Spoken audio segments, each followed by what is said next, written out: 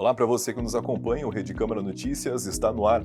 Sabe agora o que é destaque nesta edição? A audiência pública trata sobre a terceira semana da dança afro-brasileira.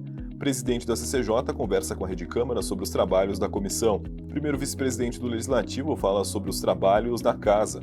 A audiência pública vai discutir medidas para o loteamento Paineiras. Você confere essas e outras informações agora no Rede Câmara Notícias, que já está no ar.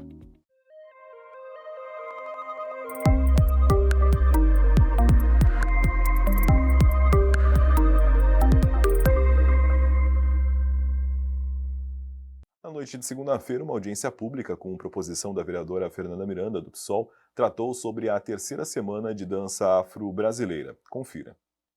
Pelotas é uma cidade construída em cima da mão escrava negra, né? E todo esse trabalho que teve na escravidão, se ficou um legado. E quando eu falo ficou um legado, eu falo na religião, eu falo na dança, eu falo no carnaval. Então, nós termos em Pelotas, há 2 anos, uma lei municipal que determina que dia 18 de agosto é o Dia Municipal da Dança Afro-Brasileira, eu acho que estava mais do que na hora pela a dança negra ser reconhecida nesse lugar. E eu quero dizer isso, que toda essa dança, todas essas manifestações culturais, seja ela carnaval, dança ou teatro negro, isso vem, né, e tudo começou pelos terreiros de religião de matriz africana. Então eu acho que uma cidade que teve, em uma das suas épocas, uma grande porcentagem, e maior porcentagem de negros do que branco, então não tem outro caminho da gente não fazer esse resgate. Importante, né, que a gente tenha a possibilidade de debater a dança afro nesse espaço institucional, trazer para dentro da Câmara de Vereadores a TV Câmara, que muitas pessoas, né, estão hoje em dia acompanhando. Então, muitas pessoas estão aprendendo muito, né, com os temas trazidos para cá. A gente fez uma legislação que é o Dia da Dança Afro-Brasileira, e a partir dessa legislação, a gente, antes mesmo de fazer a legislação, a gente já estava fazendo audiências públicas aqui. Desde 2021 a gente tem feito e tem trazido esse debate, né, toda a questão histórico-cultural, de resistência da população negra, de expressão artística do seu modo de ver o mundo, né, de viver, né, nessa coletivamente, né, em comunidade, e de expressar isso através da dança. Então, a importância de trazer para cá é para reafirmar, né, a cultura afro-brasileira, de também visibilizar, e infelizmente, né, a dança afro ela ainda é muito invisibilizada, a cultura afro-brasileira, mesmo com legislações, a gente sabe da dificuldade que se tem para que essa legislação seja cumprida. A própria Lei 10.639, ela é uma legislação que não é cumprida efetivamente nas escolas, que é a Lei da Cultura Afro nas escolas, né? Então, tem várias legislações que fazem com que a gente tenha a obrigatoriedade de falar sobre esses temas nas escolas, sobre, né, trabalhar com essa temática, mas a gente vê ainda muita dificuldade por conta do não conhecimento, da falta de formação, mas principalmente pelo racismo, né, estrutural que a gente vive na nossa sociedade. Depois da primeira sessão ordinária da semana, o presidente da Comissão de Constituição, Justiça e Redação Final, o vereador César Brizolara, do PSB, falou à Rede Câmara sobre os trabalhos da comissão. A pauta ela não foi tão extensa, né, porque a gente está dando uma dinâmica que é os projetos que já chegam na casa, a gente conversa com os relatores, né, para que tão logo possa exarar o seu parecer, né, para a gente poder não deixar nada porque trancado na comissão. Muitas pessoas às vezes têm a visão, têm a ideia, né, de que em ano eleitoral a casa para, né, as comissões vão parar, os vereadores vão. E a minha dinâmica é diferente. A minha dinâmica é que durante o processo eleitoral a sociedade tem, né, que ter a resposta dos parlamentares que aqui estão, né? Porque independente que o processo eleitoral, a gente não vai fugir disso, mas a sociedade paga, a sociedade quer, né, que os seus representantes aqui dê retorno, que a gente mantenha, né, a tranquilidade, mantenha a normalidade dos projetos. E foi isso que a gente está fazendo na comissão. Os projetos estão chegando, tanto do governo como dos vereadores, e nós estamos tentando o máximo possível, né, dar agilidade a esse processo. Óbvio que sempre com cuidado, né? CCJ, principalmente, é uma comissão que ela tem que ver, discutir e ter a legalidade, né, ter a segurança jurídica dos projetos, mas a gente está conseguindo, né, tocar bem os trabalhos. Ao final da sessão ordinária de quarta-feira, o primeiro vice-presidente do Legislativo, o vereador Paulo Coitinho, do Cidadania, conversou com a nossa equipe sobre os trabalhos do Parlamento nesta semana. A partir de agora, começa nos próximos dias. A gente está vivenciando um período eleitoral, então todo cuidado tem que se ter com a legislação, não é? Que nos regra isso. Até porque a gente tem orçamento, emendas impositivas, tem que votar alguns projetos na sequência, são mais polêmicos, ou seja, mais discussões, leva o tempo. Então, se a gente começar a represar aqui, segurar projetos, não é? que possam beneficiar as pessoas, a comunidade pelotense, não tem esse motivo para que fazer isso. Então a gente quer liberar, limpar a pauta, para que nos próximos dias, quando começar a receber o que a legislação orienta, ou seja, votar aqui o orçamento 2025, discussões das emendas, a gente vai limpando para que o ambiente não fique tão tensionado para as próximas sessões. Hoje foi 2 sessões, votamos 2 projetos, um oriundo do vereador Carlos Júnior e outro de minha autoria, e já votamos no mérito e redação final exatamente para isso, limpar a pauta, amanhã já começar a vida nova, já discussões de novos projetos, novos pedidos de providências, de discussões, de redações e mérito aqui nesta Casa Legislativa. Na quinta-feira, uma audiência pública vai discutir melhorias para os residentes do loteamento Paineiras. O proponente da audiência, o vereador Cauê Souto, do Partido Verde, conversou com a nossa equipe e fez um convite à população. Fala, gente, tudo bem? Estou aqui para fazer o chamamento de toda a comunidade pelotense. Para amanhã, dia 22, às 19 horas, nós teremos uma audiência pública para tratar os problemas do loteamento Paineiras. Então, convido a comunidade de Fragata, convido a comunidade de Paineiras e toda a comunidade de Pelotas, porque a situação do Paineiras também reflete em tantas outras áreas de Pelotas. Encerramos assim o primeiro bloco do Rede Câmara Notícias. Você confere agora os programas institucionais aqui do Legislativo e nós voltamos já.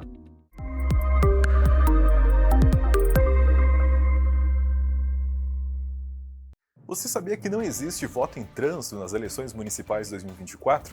O Drops te explica agora.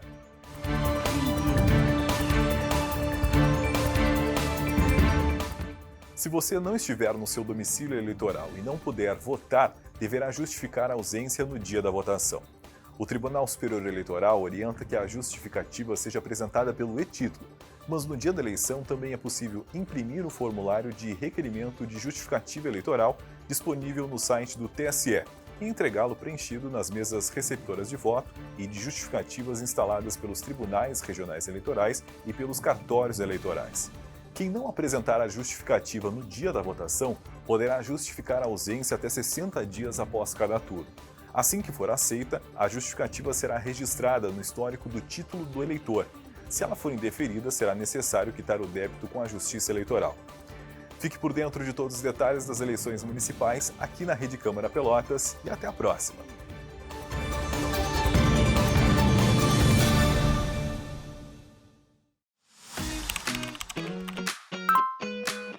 Acompanhe todas as informações através do site da Câmara Municipal de Pelotas e também as sessões ao vivo através do YouTube.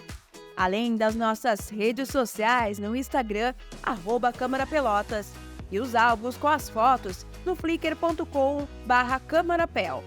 E siga acompanhando a nossa programação através dos canais 16 da NET e 21.2 do Sinal Aberto.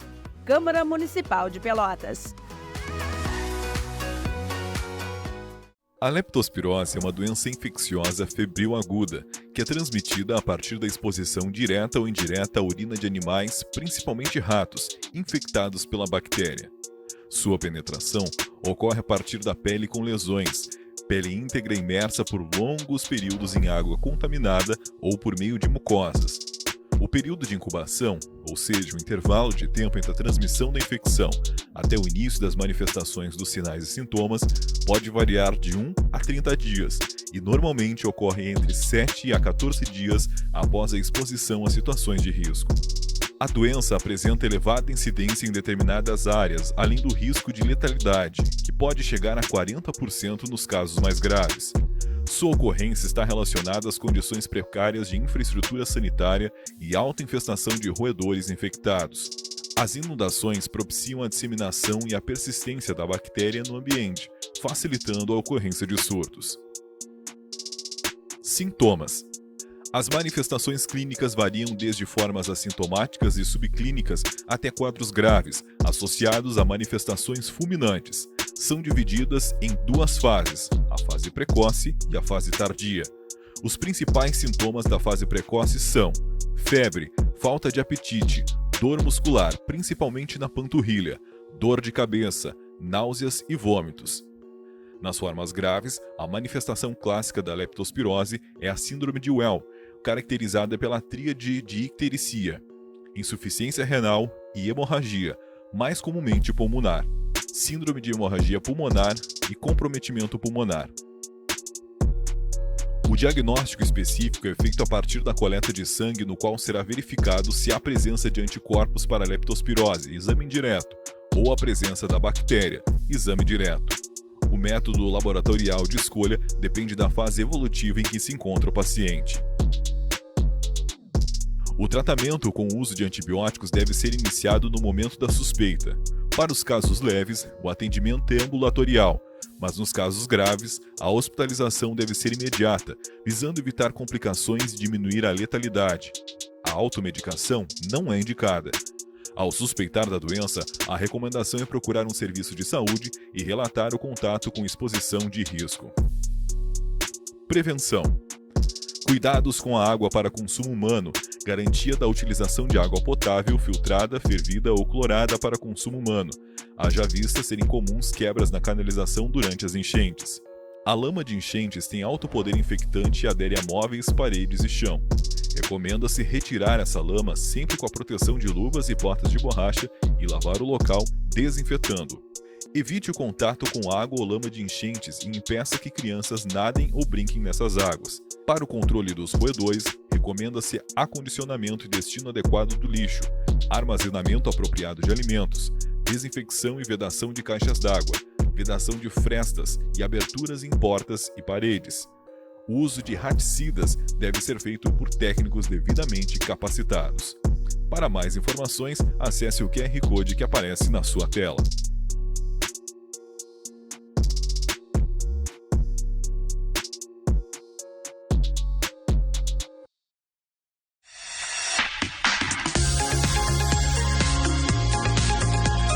Rádio Câmara Pelotas, 90.7.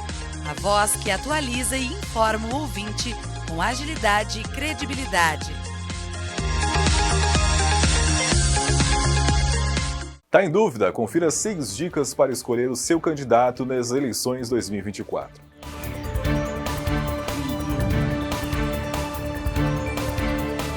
O Tribunal Superior Eleitoral publicou algumas dicas sobre como a população pode escolher seus candidatos e o material completo pode ser acessado no QR Code que aparece na sua tela. Durante o período eleitoral, muito se fala sobre a importância do voto e o poder que ele tem de melhorar a realidade de um bairro, de uma cidade ou mesmo de um país inteiro. Afinal de contas, cada voto importa e os conselhos mais ouvidos pelo eleitorado remetem quase sempre à escolha entre os candidatos e as candidatas. Nas eleições de 2024, a eleitora e o eleitor serão responsáveis por eleger candidatas e candidatos aos cargos de prefeito, vice-prefeito e vereador. Entre tantas opções, quais critérios você pode utilizar na hora de escolher onde vai o seu voto? Confira a seguir 6 dicas que podem ajudar a tomar essa decisão. Obtenha informações sobre as pessoas postulantes aos cargos em disputa. Busque saber sobre a carreira, a atuação profissional, o histórico de vida e a conduta perante a sociedade e a justiça. Verifique se os pretendentes às vagas já ocuparam cargos políticos antes e como desempenharam as funções anteriormente, ou seja, quais foram suas realizações. Ao fazer pesquisa sobre as candidatas e os candidatos, dê preferência para fontes oficiais e meios de comunicação confiáveis. Não deixe também de consultar os sites da Justiça Eleitoral, com a página de divulgação de candidaturas e contas eleitorais do Tribunal Superior Eleitoral e os portais de notícias do TSE e dos tribunais regionais eleitorais. Identifique quais valores você julga mais importante e quais princípios deseja que seus representantes defendam. Também é relevante refletir sobre o que você quer que seja colocado em prática. Conhecer as propostas apresentadas pelos aspirantes aos cargos pode orientar essa etapa. Os planos de governo estão disponíveis na página de divulgação de candidaturas e contas eleitorais do TSE. Para saber se as promessas da candidata ou do candidato que apoia são válidas, é preciso conhecer as funções do prefeito, vice-prefeito e vereador. Dessa forma, é possível perceber se o que está sendo proposto é de fato exequível. Observe como as candidatas, os candidatos e as legendas utilizam o fundo partidário e o fundo especial de financiamento de campanha, o fundo eleitoral. Verifique quais são os critérios utilizados pelos partidos políticos para a distribuição desses recursos públicos e se buscam cumprir o que dizem as normas eleitorais quanto ao repasse para candidaturas de mulheres e de pessoas negras. Também não deixe de conferir se os limites de gastos estão sendo respeitados. Não perca a oportunidade de conferir as propagandas eleitorais veiculadas no rádio, na televisão, na internet, além do horário eleitoral gratuito e dos debates, bem como as campanhas eleitorais nas ruas. As eleições 2024 acontecem em outubro. Até o próximo episódio.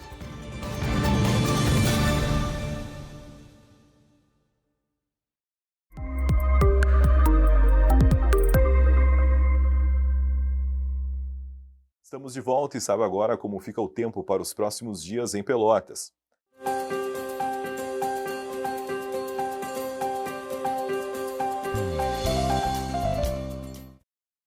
De acordo com o Centro de Pesquisas e Previsões Meteorológicas da Universidade Federal de Pelotas, nesta quarta-feira, previsão de céu nublado. As temperaturas variam entre 14 e 20 graus. Na quinta-feira, previsão de céu nublado, com pancadas de chuva a qualquer hora do dia, mínima de 12 e máxima de 17. Já na sexta, o céu deve ficar parcialmente nublado, com chance de abertura de sol, e os termômetros ficam entre 8 e 13 graus.